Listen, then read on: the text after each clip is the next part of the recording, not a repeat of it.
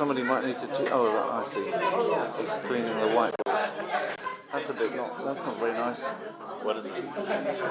That's the Klingons didn't clean their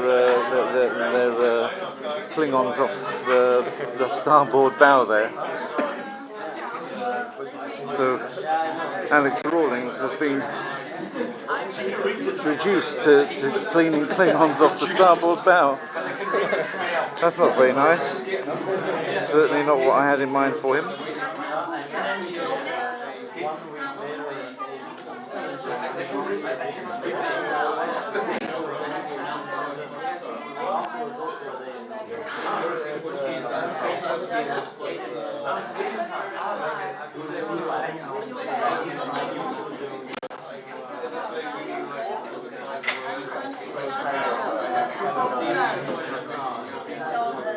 So, I spent about 3 hours this morning making this very nice PowerPoint presentation for people, then to be told that there's no projector. So, this is how it's going to work. Please be patient.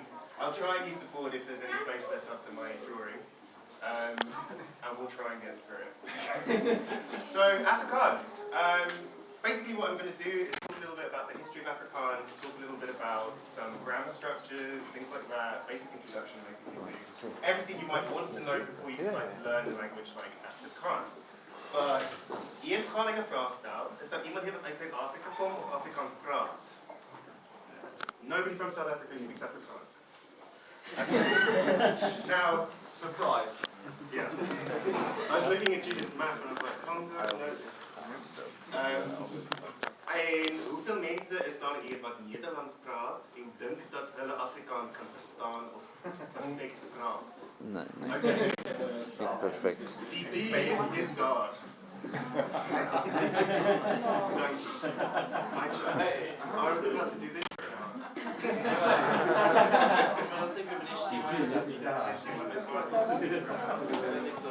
No, Chuck Smith, who just came in, by the way, he's the founder of Wikipedia in Esperanto.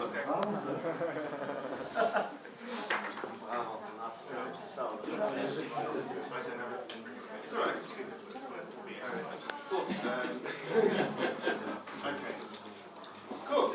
So Afrikaans. Basically, this whole talk is going to start very basic, and then we'll maybe go a little bit more advanced. So has anyone in this room ever looked at Afrikaans at all? Cool. Did anyone get far with it? Like, a little bit. In all honesty, if you know a Germanic language, this language will probably take you about 3 or 4 weeks to properly get through all the grammar, and then you can concentrate on the vocabulary, the way they speak, and that's where the really difficult stuff actually starts with Afrikaans, which is, how it's actually used. And the problem is also with Afrikaans that no one actually knows how it's used, because it's a language which is evolving so fast, and a language which for the whole of the last century, sorry? It's okay, I'll hold it.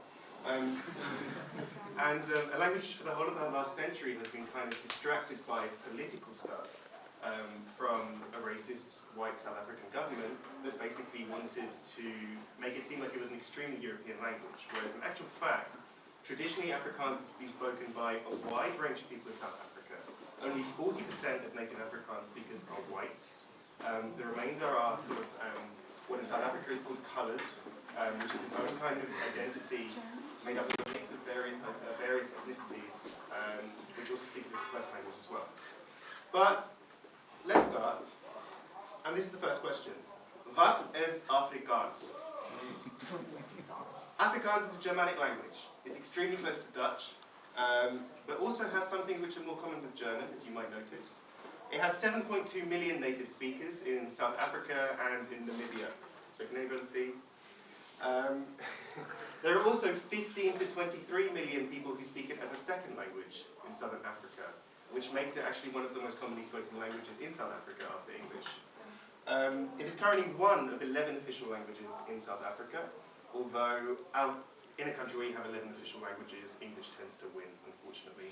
So you don't come across it that often, but you do see it in street signs telling you to beware of children, like this one, and various others that we'll come across. Afrikaans, as well as having kind of Dutch origins, also has a lot of loan words from African languages, such as Zulu, Xhosa, Sotho, and also Malay and Indonesian as a result of South Africa's history of bringing a large number of sort of Malay slaves over to settle in the Western Cape and that kind of thing, which is kind of where the language came from. Which is the next question. Hoe het Afrikaans ontstaan? How did Afrikaans come about? So basically this is sort of a brief timeline of what happens to make Afrikaans a language. So in 1652, the Dutch colonized the Western Cape, which is this part here, the very bottom southwest of South Africa, which is where Cape Town is, which is known as the Mother City. This existed as a kind of Dutch trading post for a long time for Dutch ships going between the Netherlands and the East Indies. So there was quite a large Dutch population there, also mixed in with the slaves that they were bringing in, and of course they needed to speak to the slaves who didn't really speak proper Dutch. So this kind of jargon emerged where they kind of left a lot of Dutch grammar and basically just kind of got to the bare basics, as we'll see later. Okay, then in 1795, I mean, people are still speaking a language that they're calling Dutch, but the first poem to have been found was written in Afrikaans, sorry, which is to do with the wars that were going on at that time. And people decided that this language was very different from Dutch. This language was actually the language that was emerging in the Western Cape as the vernacular of the people there, which they called Afrikaans, or in Dutch, Afrikaans, which means African, for those of you that don't study Dutch. Then in the 1830s, we actually have the first series of kind of quite comprehensive texts published in Afrikaans, which are published with the Arabic script. So the first people to really start writing in Afrikaans are not the Afrikaners, they are the slaves. They're the people who first of all started translating the Quran, they started translating all of the religious texts, and they started using the Arabic script. So it's a similar kind of situation to what you have going on with Yiddish, actually, and minority languages like that that are based on religious groups, where they start writing down their own way of speaking, and of course using the Hebrew alphabet. In South Africa we have a similar thing, where people write what is known as Arabisch Afrikaans, using the Arabic script. Now in 1836 we have the start of what is called the Groot Trekke, or the Great Treks, which happens when the British get involved, those great people. The British decide South Africa is this wonderful country with lots of resources, you know, it's a brilliant location, so we want it. And the Afrikaners weren't particularly happy about this because they had a degree of autonomy, they had a degree of independence, and they didn't basically want to become another part of the British Empire, another America, if you like. So they left. They left this little corner of South Africa that they lived in, and they went sort of in three main directions. Okay? The first one, as you will see, is up here towards the northeast, towards Johannesburg nowadays, and this big gold area. The second direction went more along the coast to this area called Durban nowadays, and settled there and in traditional Zulu territory. Whereas the final one went north into Namibia, and still today there's about 10% of the population that's Afrikaans speaking, although this is ever decreasing as those speakers seem to be moving back to South Africa. So this had an enormous impact on the language as well, because it meant that Afrikaans suddenly had a whole different range of influences on it that weren't just the traditional kind of English and Dutch, because there was all this contact suddenly with other linguistic groups, and particularly the Zulus who've had a big influence, and also because the area in which the language was spoken changed as well, which meant that certain aspects would be more affected as it becomes kind of like an inland language with mountains and this kind of thing rather than a sea language. Anyway, so this culminates, of course, in the 1850s, where you have two separate Afrikaans-speaking republics established in these areas. So, sorry. You have the South African Republic, which is around the area of what is today Gauteng, so Johannesburg, Pretoria, that kind of real gold area. And you also have the Oranje Vrystaat, or the Orange Free State, which is centered around Bloemfontein. England lost a football match there in the World Cup. Right in the middle, against Germany, I think. And these since have also become large areas, even today, of Afrikaans speakers in South Africa, in addition to the Western Cape, in addition to Cape Town. In 1875, you have this society established called the Genootschap van Regte Afrikaners. So, like the community, the brotherhood of right Afrikaners. And I think it's deliberately quite ambiguous as to what it means, but of course, in the next century that turns into something quite ugly. These were the people who decided that Afrikaans definitely was a different language to Dutch, that Afrikaans culture was completely different to Dutch, and therefore that should be established as such. and that they should sever ties as much as possible from the Netherlands and establish South Africa as this Afrikaans place. Now, at the end of the 19th century, 1899 to 1902, you have the Boer War, as we call it in Britain, or the South African War, as they call it in South Africa, which is when the British decided they're going to take over these Afrikaans independent republics and basically incorporate them into the wider, now English-speaking South Africa. This is an extremely important moment for the definition of Afrikaans culture, because this is the first time where, in the Afrikaners' point of view, they are about to be colonized by the British. They are suddenly, as they see it, the native white African tribe that is about to become part of the British Empire, and they're about to fight. And ever since this moment, this has kind of been a driving force in a lot of Afrikaans poetry, a lot of Afrikaans songs and stories, this kind of thing, this moment of when they fought the British off. Anyway, the South Africans, well, the Afrikaners basically won. As in 1910, South Africa was set up as an independent country. They got rid of the Queen, which we haven't even done in the UK yet.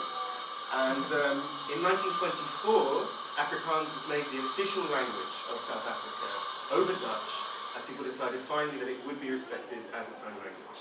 So those are kind of the big dates in how Afrikaans came about. And as you can see, 1924 is not even 100 years ago, 90 years ago in fact, this year.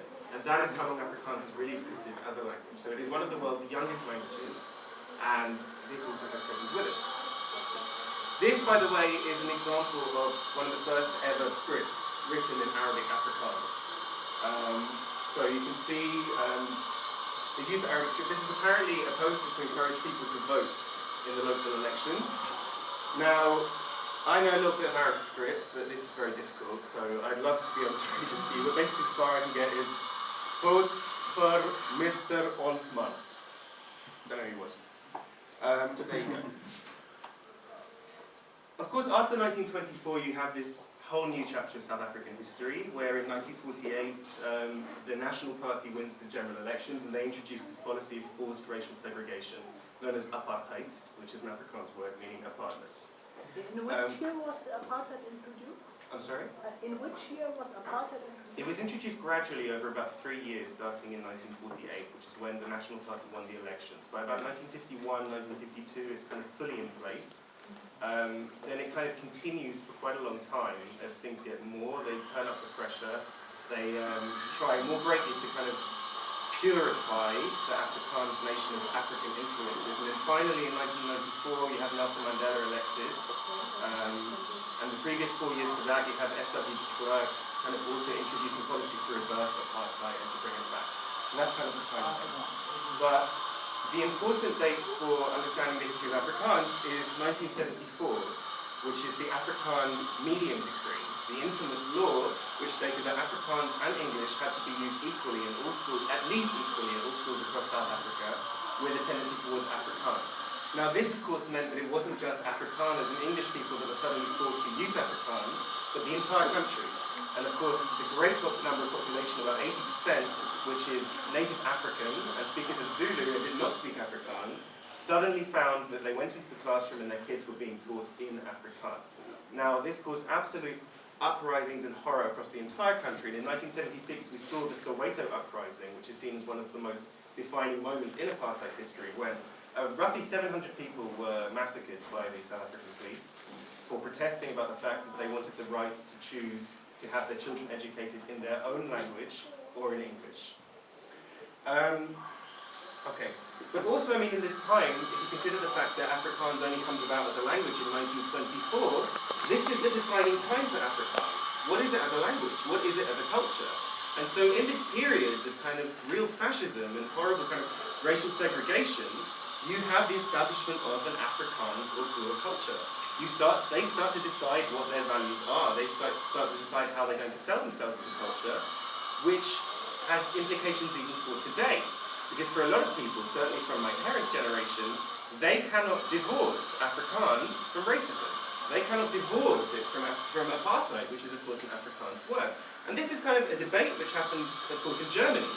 You know, how do we move German on from the Nazi side? How do we make sure that that doesn't have those kind of connotations anymore? But of course, as German is a much older language with a much longer tradition of history, a much longer kind of existence on the planet, that's a far easier job than for Afrikaans which, after sort of 10, 15 years, suddenly becomes this vehicle for this fascism and for this policy of racial segregation. However, it is also important to mention that at the same time that this culture was established, there was a counterculture established. There are plenty of people and writers who are successful to today who continue to write in Afrikaans criticizing the government, criticizing the policies of apartheid, and calling for a more kind of African-based form of living in South Africa that would meant, living together. We'll talk a little bit more about them in a minute, but I mean, it's just important to mention that not everybody was, of course, on the side of apartheid. Afrikaans vandaag in mode. This is about now where Afrikaans is today, after 1994. So Afrikaans is still the third most spoken language in South Africa, after Zulu and Xhosa. English comes at number 5, just to make a point. There are still to this day, well, in 2008 there were 1,767 single medium Afrikaans schools in South Africa, which means it's actually the biggest number of schools in South Africa after English, that purely teach in Afrikaans. And of course they attract a wide spectrum of people to their schools, not just people of Afrikaans origin as well. The most recent census as well said that first language speakers of Afrikaans were 40% white, 50% coloured South Africans, which is that ethnic group that I was mentioning earlier that basically descended from the Malays, from also the Khoisan, and it's this real kind of mix that basically are argued by some to be the true South Africans now. And also interestingly, 9% of Afrikaans native speakers are black Africans. So there's also some crossover. It's not an exclusively white language as the National Party's propaganda may have suggested. Now, with the arrival of another 9 official languages after 1994, Afrikaans lost a lot of the preferential treatment that it received under the apartheid regime, which means that there's now far less Afrikaans on television. You can also see on road signs and things where they've repainted it, they haven't redone the Afrikaans. The Afrikaans is left to kind of fade and the English is back. And there's some really kind of weird, angry YouTube videos you can watch about people complaining about that, if you really like Afrikaans. But despite that, in the last 5 years or so, Afrikaans has made a little bit of a comeback. And a lot of TV channels have started commissioning more airtime for Afrikaans channels. More schools are interested in reintroducing Afrikaans, and of course it's still studied and spoken by 15 to 23 million people in the country. So depending on where you are, it can be an extremely important language as well. So now we're going to talk more specifically about the language, having done a little bit of the history. So we're going to start with the uitspraak, which is of course the pronunciation. So there you go. Is that clear for everyone? Next question. No, never, ever, ever, no. We're going to do this my way, which means we're going to do it like this. Okay? Now, as this is like a classroom, because we have no projector and this wonderful thing, let's all repeat after me. Okay, let's go through every single sound in the Afrikaans language. Ah. Ah. Ah. Ah. Oi. Oi. O. O. E. E. A. A. Ear. Ear. E. E. A. A.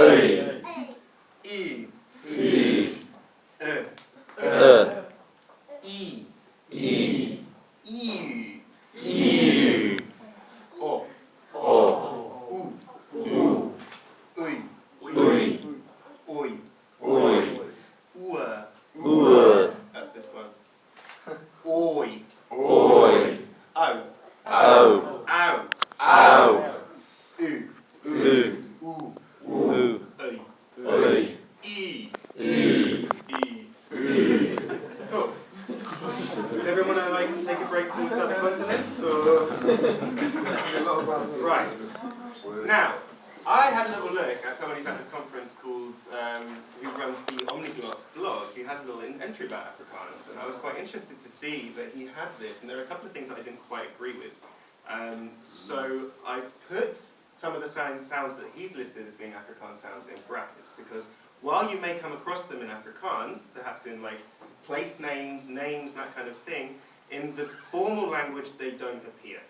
So particularly for here, where you see the CH, which of course exists in Dutch and is the ch sound, in all Afrikaans that is turned into a G for the sake of spelling, and I guess that's one of the things that they did to differentiate it from Dutch. Okay, but if we just go through them, first of all, nice and easy, b, k, k,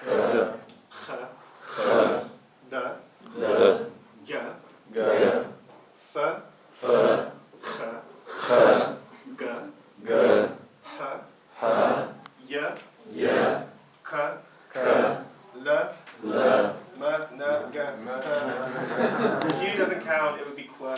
R, S, sh, t, k.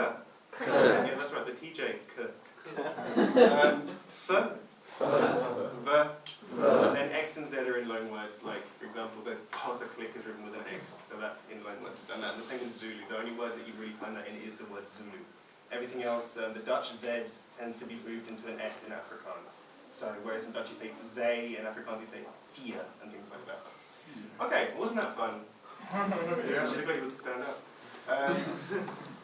Okay, now we're going to look at some sample Afrikaans sentences, some Afrikaanse voorbeeldsinne, which is, repeat after me, my pen is in my hand. Does anyone want to have a guess what this means? Go on, Richard.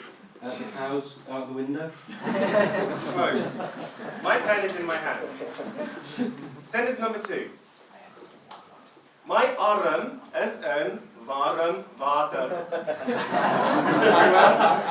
My arm is in warm water. Anyone want to have a guess? Nobody. What would you know? Okay, look, it is a language. It's not just English with an accent. Let's have a look at the vocabulary, the kind of things that you can find, the woordeskat.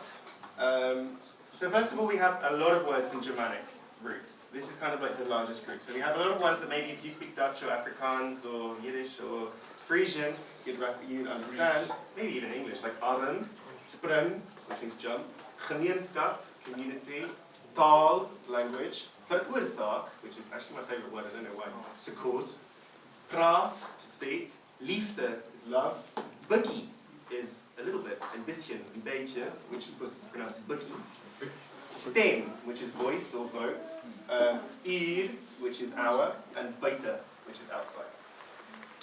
But you say bookie is small. Bukkie. So that's yeah, beetje in Dutch and bisschen in German, and then we have bukkie here, bissel in Yiddish. Then we also have some other interesting sources, such as, for example, Portuguese. Because apparently a lot of Portuguese sailors used to sail through the Western Cape on their way to places, and of course the communication produced these two words, kraal and mili, which are now so lodged as a part of the language that most people don't even realize that they're from Portuguese. Now, I don't speak Portuguese, so I can't exactly remember which ones they come from there. But kraal is like an enclosure where you keep animals. I think it was something like corral, something like corral. Yeah. Awesome. And mili means flower in Afrikaans. And I do remember this one in Portuguese was milho. Someone know that? Yes. Yeah. Does that make sense? Okay. But milho has nothing to do with flour. What does it mean in Milho is corn. Maybe it means corn. I think milho means corn. What's the difference? Cornflower. There we go. Cornflower. Mili. But then we also have words from Malay, and this is kind of the influence of the Malay slaves that were brought over to kind of work on the plantations in the Western Cape. So, for example, pisang. Does anyone speak any Malay here? Pisang, banana. Absolutely. You have a point. Baie. This is a word you hear all the time in Afrikaans, and it has completely replaced the Dutch word fail. This is how you say a lot. Baie, dankie, oh, baie hier, oh, baie Afrikaans, baie goed, baie lekker. All the time. That's probably one of the most common words you'll ever hear. Baie. Is that? Sorry? What does it mean? What does it mean? It means a lot. Veel. Fail in Dutch, but Afrikaans baie. But then you also have this word here, which is spelled B-A-A-D-J-I-E and pronounced baie. This means a coat, and this has replaced the Dutch word jas, meaning jacket, and this as well comes from a Malay root. Yeah. I don't speak Malay, so I don't know which one it is, but I know baie. Then we also have a selection of words from Khoisan, which is the original language spoken in the Western Cape before either the white settlers or the Bantu people came from the north, although this language has pretty much died out now, which is very sad. But some words persist, and most importantly you have the word khocha in Afrikaans. which in Khoisan is currently from the word chocho, which means, that's good, go for it. Which means insect.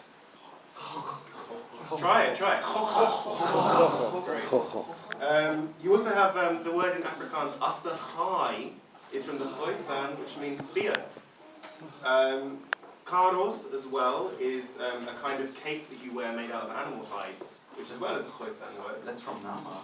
Sorry? That's from Nama, because it ends in S. Oh, possibly, yeah. Nama, yeah. I mean, that's a Khoisan Yeah, language. Nama is close, right? They were all kind of in that area. Yeah, Yeah. it's a Khoisan language. Yeah, okay, cool.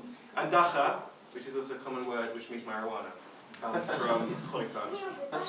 Finally, you have a couple of words as well that come from Bantu languages, in particular Zulu. So you have Chala, for example, which means friends. And this is actually an example of where you see the CH and it's pronounced ch, like it would be in English, but it's because it's a foreign word.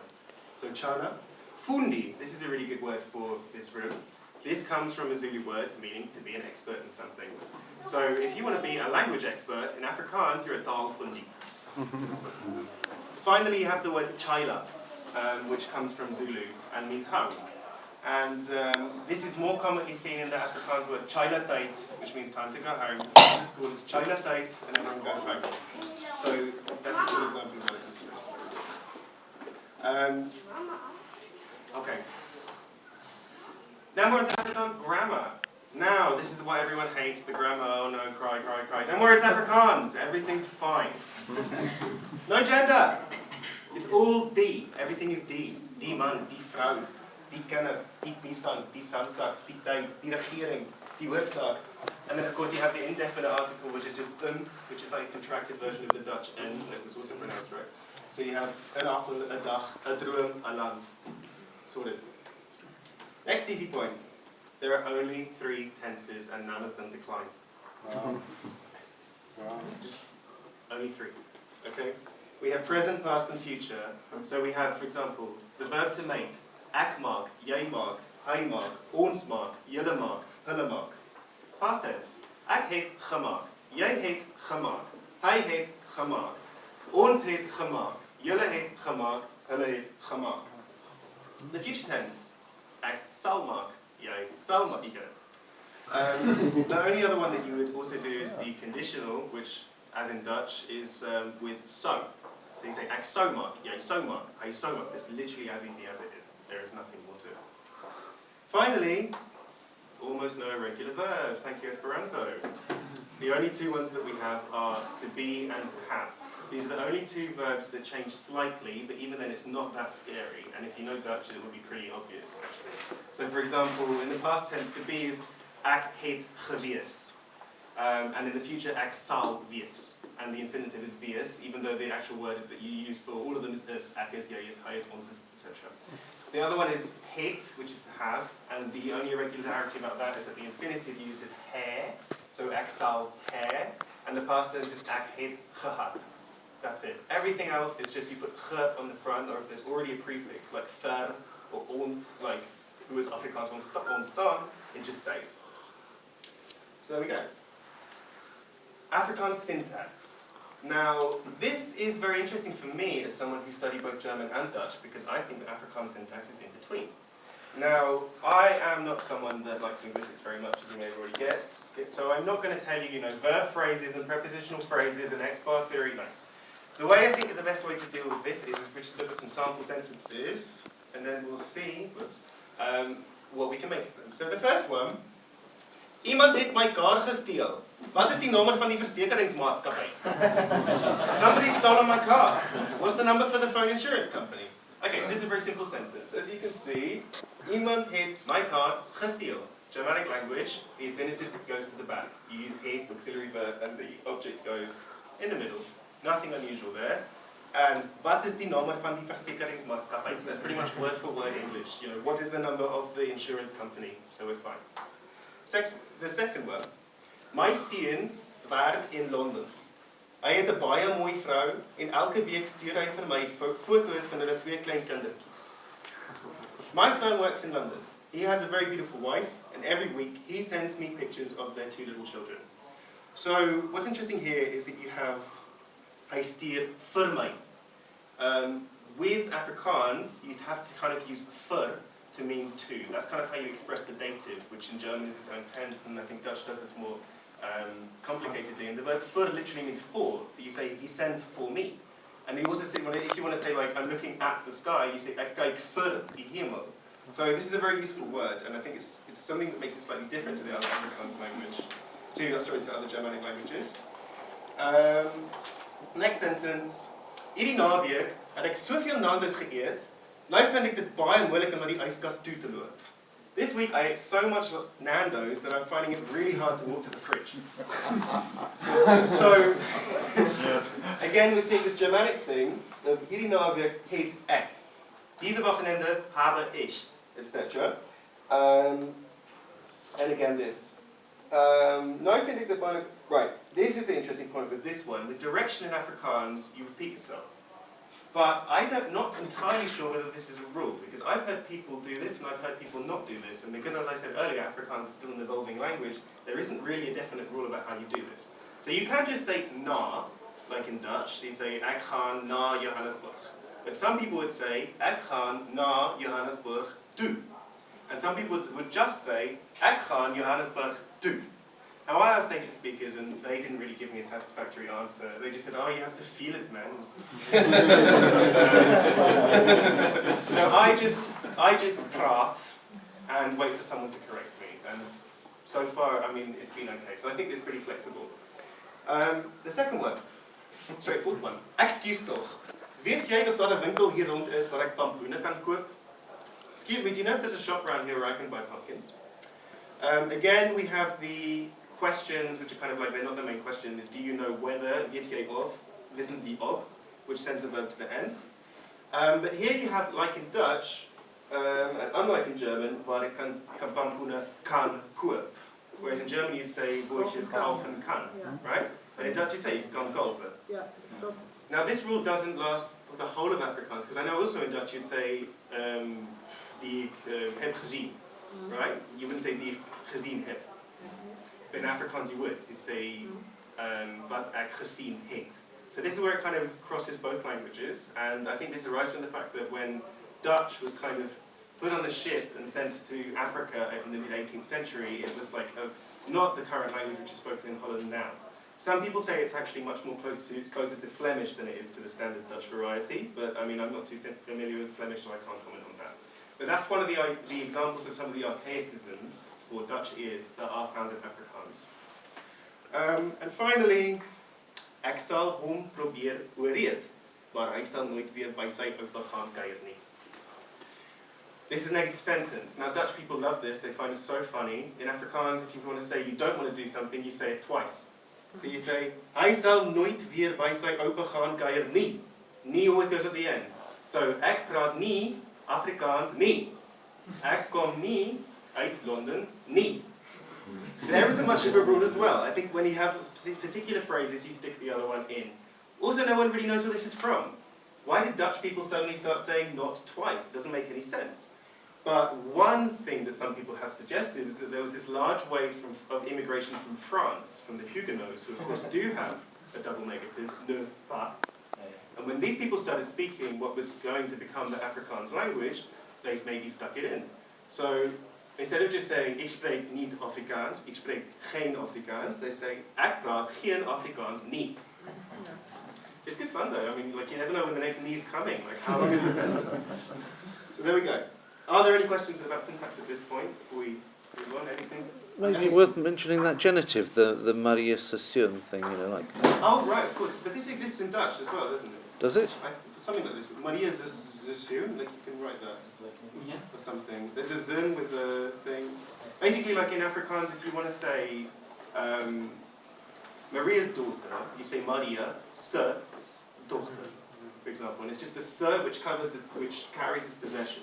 You can also say die dochter van Maria as well, if you would, but that's something that exists. Afrikaans populaire cultuur.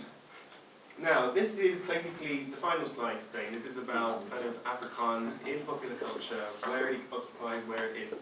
You may have seen these two great characters. These are South Africa's most successful export rather at the moment, called Die Antwoord, who are kind of like They're crazy rave bands, no one can really define them, from South Africa, you never wear any clothes, and they sing crazy songs with a lot of expletives which you have not given me permission to play to you today. They're extremely popular at the moment. They have this really interesting thing though as well, that even though there's a lot of expletives, but Afrikaans is a great language to swear in, they sing simultaneously in English and Afrikaans. And they find rhymes between English and Afrikaans that work extremely well and that completely represent the way people speak in colloquial Afrikaans today in areas of Cape Town. I find it really awesome to listen to, and I also really like the music. They've now got 3 albums, one's just come out. The Antwoord, The Answer, check them out. You also have this other band, Polyglot. Now these were like the first people to come along to start singing in Afrikaans that weren't kind of like churchgoers. And the band name means of police car. When they came out, everyone was like, oh, it's over, man. Afrikaans culture, it's done. This is what we are now. And then, of course, the Antwoord came along and they had to eat their words. Making Polyglot look like a church group. So this is kind of like the music side of things. Now, you also have a lot of Afrikaans authors as well, who are actually really good. One of the most famous of them is J.M. Coetzee, who was very active during the apartheid years, writing a lot of really interesting books. But he also continued afterwards. He continued after 1994, writing about what South Africa is today. And also criticising it a lot, criticising the current government and criticising the direction that it's taking. Now, this is also not just J.M. Coetzee. One person who I've also forgot to mention is Andre Brink, who's one of my favourite authors in the world. And Andre Brink writes every novel he writes first in Afrikaans and then sits and translates it personally into English. So you can read either version, but obviously you want to read both, because polyglots and stuff. But he also has this really interesting perspective. And unlike J.M. Coetzee, he has not left South Africa yet. J.M. Coetzee now lives in Australia as part of the expatriate community. So when Andre Brink writes about what's going on in South Africa now, it's really from like the front line, basically. And he's talking about kind of like a new form of racial policy, a new form of kind of like positive discrimination, which of course is part of the law in South Africa. It's very much from someone who's there and living it. And also from somebody who was very critical and vocal of the apartheid years, which gives it this whole interesting perspective as well, of how great is the new South Africa, really. Then of course we have a number of films which have featured South Africa and somehow featured Afrikaans. Now, Blood Diamond I've put in brackets because I can't not mention it, but it's absolutely awful. Leonardo DiCaprio's South African accent is awful, and the Afrikaans he speaks brutal at night, but it's there. You also have Invictus, which is a film about that moment in when South Africa, after the end of apartheid, won the Rugby World Cup. And there was this wonderful kind of like Nelson Mandela coming onto the pitch, and everyone was like, oh, it's the future, it's great. It's a really good film, and it features Afrikaans as well. And also District 9, a film about the aliens and the prawns. If you're feeling bored, it's a good thing to do on a Tuesday night. So there you go. This is basically the whole thing. Here is a list of other materials that you can use if you want to check out more about Afrikaans. The book that I used to teach myself was Teach Yourself Afrikaans. And because Afrikaans is a very simple language grammatically, by the final chapters it's actually very advanced. And that book kind of proposes to get you up to more like a C1 level if you really stick with it and doing, whereas the other ones maybe it to B1, B2. So that's really good. I also think the colloquial book is quite good, but I haven't looked at it personally. There are also a number of websites. EasyAfrikaans.com is a free website where you can check out grammar, you can do exercises, and you can read about all that kind of thing. Openlanguages.net/Afrikaans is the original website that an Afrikaans linguistic professor in America set up, which has an awful lot of interesting exercises as well, and like really interesting cultural background. That's kind of what really got me into Afrikaans before I decided to buy the book. And also you can try and watch South African TV. I think it depends very much on where you are, but Kyk-Net and SABC are the two main South African TV providers. SABC has about 4 channels in 11 languages, one of which is Afrikaans, so just make sure you've got your timings right. And finally, there's a number of Afrikaans newspapers that also print online, the biggest of which is the Beeld newspaper, which is www.beeld.com. Okay, I'm going to give my arm a rest now. Thank you very much for watching, and if you've got questions, I'd love to hear them.